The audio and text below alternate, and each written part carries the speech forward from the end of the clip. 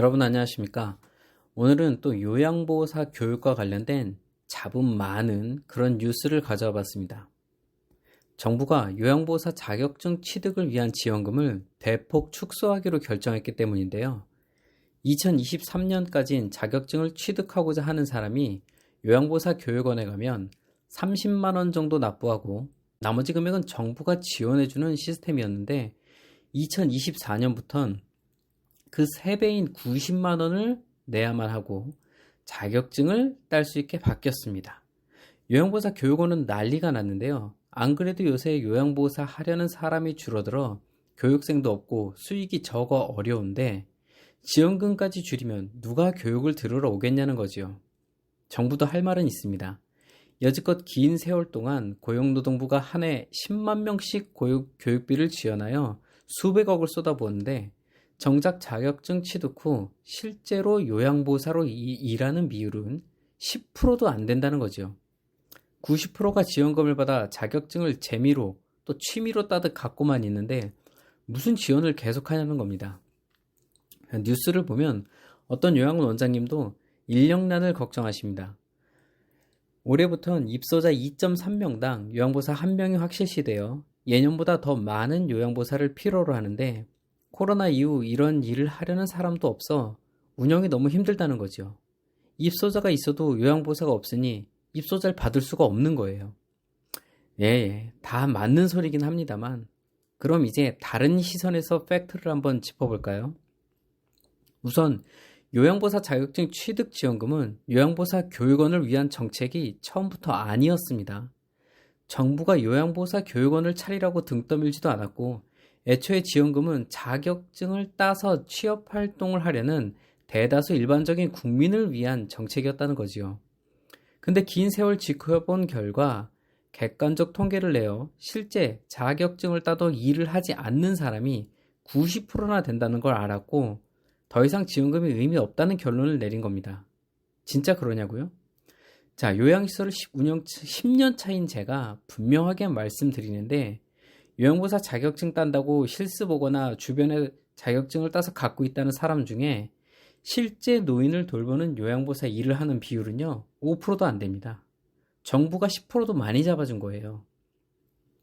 그리고 진짜 중요한 게 있습니다. 지금 정부가 지원을 아예 안 하겠다는 게 아닙니다, 여러분. 자격증을 따서 실제 요양보호사로 6개월 이상 근무하면 그 비용을 다시 전부 환불해 주겠다는 겁니다. 결국 지원해 준다는 거죠. 다만 진짜 자격증이 필요해서 따는 사람을 위해서만 지원을 하고 그 증명은 6개월 이상 일을 실제 하는지 보겠다는 거죠. 이거 개인적으로 정말 훌륭한 발상이고 진작 이렇게 했어야 된다고 생각합니다. 아무데나 막 지원금을 퍼주지 말고 정말 필요로 하는 사람을 위한 지원이 제대로 된 정책이죠. 당장 일 안 해도 언젠가 써먹을지 모르니 미리 따두려 했다고요? 그런 소리 마시고 그럼 써먹을 때 따서 일하신 다음 지원금 받으세요. 그게 맞는 겁니다. 우리나라가 지금 이런데 지원금을 수백억씩 뿌릴 정도로 여유롭지 못해요. 전 진짜 지금 대한민국 보면 정말 한심하고 걱정되고 기가 차서 말도 안 나오는 현상이 너무 많습니다. 자, 뭐냐고요? 지금부터 팩트 폭격을 해드릴 테니 귀 쫑긋 듣고 한번 들어보세요. 자, 지금 대한민국이 처한 상황이 과장 하나 안 보태고 어떠냐면요. 우선 지구 역사상 전 세계적으로 통계를 수집하기 시작한 그 역사상 현재 대한민국과 같은 이런 인구 모형을 가진 나라가 없어요. 인구 고령화가 지속되면서 지금의 10대 아이들이 기성세대가 되는 2050년쯤에는요. 우리나라 인구 40%가 65세 이상 노인입니다. 이게 상상이나 가세요? 심지어 그때 대한민국 전체 인구수는 지금 절반에 가까운 3천만 명대로 줄어들고 자, 왜냐? 전 세계적으로 또 한번 유례 없는 저출산으로 2023년 출산율이 0.74, 2024년 0.65로 떨어질 것으로 예상됩니다. 이 수치가 어떤 정도냐고요? 전 세계에서 출산율이 1 미만은 대한민국밖에 없고요. 역사적으로 다른 어떤 나라도 그런 적이 없습니다. 심지어 지금 북한도 1.8이에요. 그 덕분에 전 세계에서 국가 소멸 위기 1위도 차지한 대단한 현실입니다. 자, 그런 와중에 경제 성장률은 계속 바닥을 치고 수출 하락도 지속적인 어려움으로 불황이 계속될 것으로 보입니다. 거기에 핵폭탄급 시한폭탄이 도사리고 있는데요. 이 역시 OECD 국가 중 불명예 1위로 자리 잡고 있는 가계 부채율 폭탄입니다. 국민 GDP 대비 부채율이 100%가 넘어버리는 어처구니 없는 나라가 대한민국 현실이라는 겁니다. 전 국민의 대다수가 자신들이 벌 수 있는 능력에 비해 터무니없이 빚을 내어 살고 있다는 뜻이에요. 빚이 자그마치 6천조이고 아마 지구가 멸망할 때까지도 갚지 못할 빚쟁이 나라일 겁니다. 제가 연재 중인 청년일보 칼럼 36화를 보시면요. 도대체 왜 우리나라 사람들은 주택 매입에 목숨을 거는 걸까? 그런 주제로 쓴 제 칼럼이 있습니다. 한번 참고해 보시고요. 부동산을 투자가 아닌 투기로 몰아 능력도 안 되는데 대출만 잔뜩 받아 욕심을 부리니 나라가 휘청이는 것은 당연합니다. 그 때문에 주택담보 관련까지 더하면 현재 우리나라 빚은 7천조라고 합니다. 상상이 가십니까? 7천조? 아직 끝나지 않았습니다. 우리나라가 쓰고 있는 불명예 신기록은 또 있는데요. 바로 노인 빈곤율이 자그마치 2009년부터 지금까지 16년 동안 계속 OECD 국가 전체 중 1위라는 겁니다. 16년 연속 대한민국 혼자 노인이 가장 가난한 나라란 말입니다. 이쯤 되면 대한민국이 선진국이라고 어디 가서 말하기도 쪽팔린 상황 맞죠?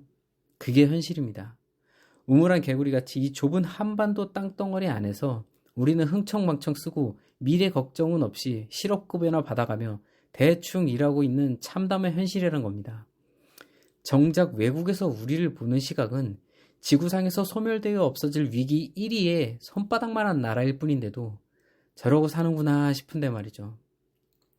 거기다 전 세계 유일한 분단 국가에 아직 전쟁이 끝나지 않았고 휴전 중인 상태입니다. 툭하면 북한이 불바다 만들어버리겠다는 협박에 걱정하며 살아가는 안보 위협 국가이기도 합니다. 자, 이쯤 되면 이제 요양보호사 자격증 지원금 이 아직도 중요하다고 여겨지세요? 심지어 자격증을 따서 일하지도 않는 사람들을 위해 수백억이 지금 대한민국에서 뿌려댈 만큼 여유가 있다고 보십니까?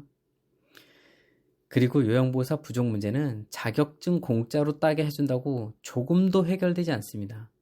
사회복지시설 종사자 처우 개선을 위한 인격 존중, 처우 개선비 지급, 업무 중 발생하는 각종 질병 상해로부터 보호와 지원이 마련되어야 해결되는 겁니다.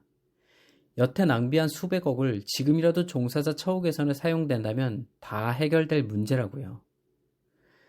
오늘 제가 좀 욱하는 내용들도 있었으나 단순히 눈에 보이는 뉴스보단 그 안에 여러 방향에서 알아야만 하는 사실적인 내용을 전달하려다 그런 것이니 너그럽게 이해 부탁드립니다. 감사합니다.